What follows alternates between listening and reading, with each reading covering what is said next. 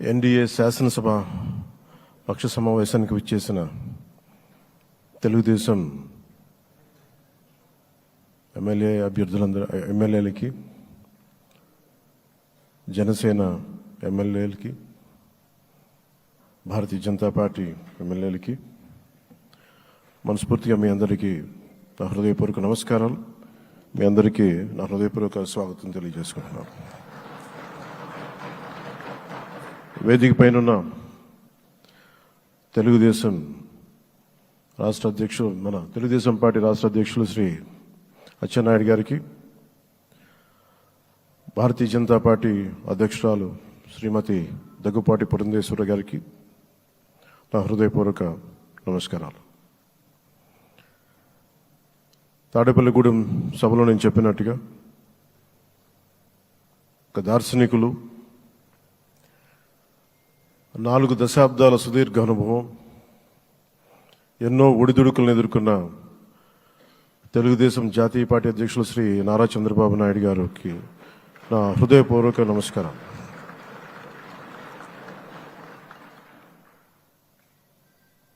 గత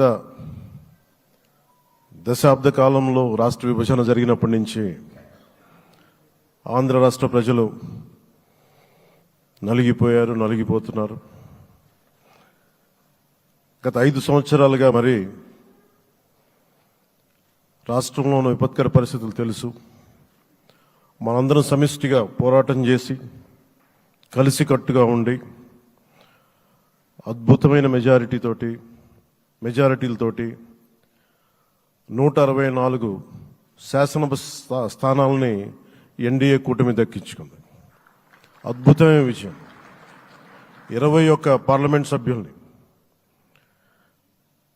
మన సెంట్రల్ హాల్లో కూడా మాట్లాడుతూ ఉంటే అందరికీ ఆంధ్రప్రదేశ్ విజయం, తెలుగుదేశం, జనసేన, భారతీయ జనతా పార్టీతో కూడిన ఎన్డీఏ కూటమి విజయం దేశం మొత్తం చాలా ఒక స్ఫూర్తినిచ్చింది. ప్రతి ఒక్కరి విజయాన్ని వారి వారి రాష్ట్రాల్లో ఎలా దీన్ని ముందుకు తీసుకెళ్ళాలి, ఒక్క ఓటు చీలకుండా అలయన్స్ అంటే ఎలా ఉండాలి అనేది మన ఆంధ్ర ప్రాంత ప్రజలు, మన ఆంధ్ర రాష్ట్ర ప్రజలు మనందరం కలిసి కట్టుగా చూపించాం.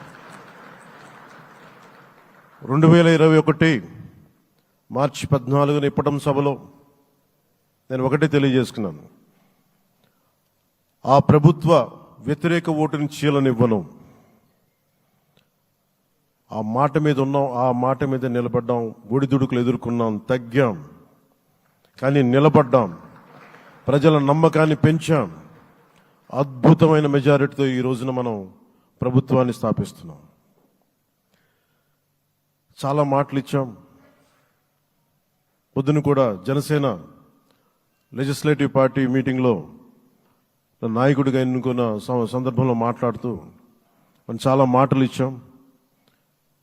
ఇది కక్ష సాధింపులకి సమయం కాదు, ఇది వ్యక్తిగత దూషణలకు సమయం కాదు. ఇది 5 కోట్ల మంది పైగా ప్రజలు మన మీద నమ్మకాన్ని పెట్టుకున్నారు. మన మీద మనందరం ఉమ్మడిగా, మనందరం సమిష్టిగా ఆంధ్రప్రదేశ్ ప్రజలు ఏ అభివృద్ధి అయితే కోరుకుంటున్నారో మనందరం సమిష్టిగా దీన్ని ముందుకు తీసుకెళ్ళాలి, అభివృద్ధి పథంలో నడిపించాలి.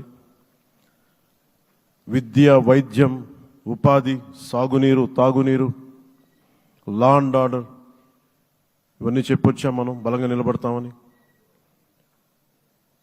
అలాగే మేనిఫెస్టోలో, ఉమ్మడి మేనిఫెస్టోలో చాలా మాటలు ఇచ్చాం. వాటన్నిటినీ బాధ్యతగా ముందుకు తీసుకెళ్లాల్సిన అవసరం ఉంది. ఇలాంటి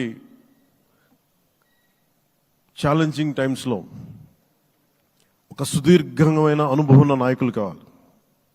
4 దశాబ్దాల అనుభవం, అభివృద్ధి మీద అపారమైన అవగాహన, పెట్టుబడులు తెచ్చే సమర్థత, ప్రతిభ. విదేశాల్లో ఉండే నాయకుల్ని, మలేషియా దగ్గర నుంచి, సింగపూర్ దగ్గర నుంచి, యూరోప్ దగ్గర, అమెరికా నుంచి, ఆ దేశాల అధ్యక్షుల్ని తెలుగు రాష్ట్రాల వైపు దృష్టి మళ్లించేంత శక్తి, సమర్థత ఉన్న శ్రీ నారా చంద్రబాబు నాయుడు గారికి, ఆయన నాయకత్వం చాలా అవసరం. ఆయన అనుభవం చాలా అవసరం. అలాంటి అపారమైన అనుభవం ఉన్న వ్యక్తిని, అనుభవం ఒకటే కాదు, ధైర్యశాలి. ఈ రోజుకి నాకు ఒకటే గుర్తుంటుంది. మన తాడేపల్లిగూడెం సభలో చెప్పాను, చాలా క్లేమోర్ మైన్స్ పేలిపోతే జీప్ ఎగిరిపోయి కింద పడితే చొక్కా దులుపుకొని ఆయన మళ్ళీ వచ్చి రాజకీయం చేసిన వ్యక్తి. ఈ రోజున సైబరాబాద్ ఉంది అంటే అది శ్రీ చంద్రబాబు నాయుడు గారి దార్శనికత. అలాంటి వ్యక్తి, ఆయన అనుభవం ఈ రోజున 2024 ఆంధ్రప్రదేశ్కి ఎన్డీఏ కూటమి తరపు నుంచి ముఖ్యమంత్రి అభ్యర్థిగా శ్రీ నారా చంద్రబాబు నాయుడు గారి పేరుని జనసేన పార్టీ పక్షాన నుంచి మేము బలపరుస్తున్నాం.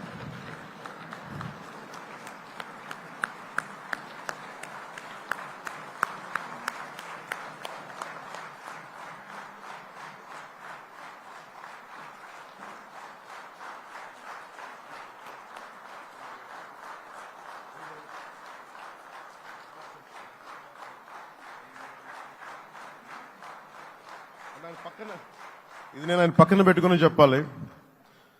ఆయన నలిగిపోయారు. జైల్లో చూశాను ఆయన. పాపం భువనేశ్వర్ గారి బాధను చూశాను. నేను అనుకున్నాను, అమ్మ మీరు కన్నీళ్ళు పెట్టకండి, మంచి రోజులు వస్తాయని చెప్పిన మంచి రోజులు వచ్చినాయి.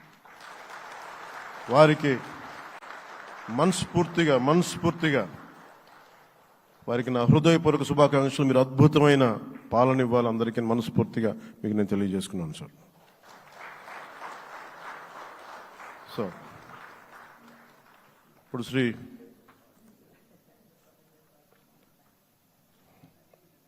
భారతీయ జనతా పార్టీ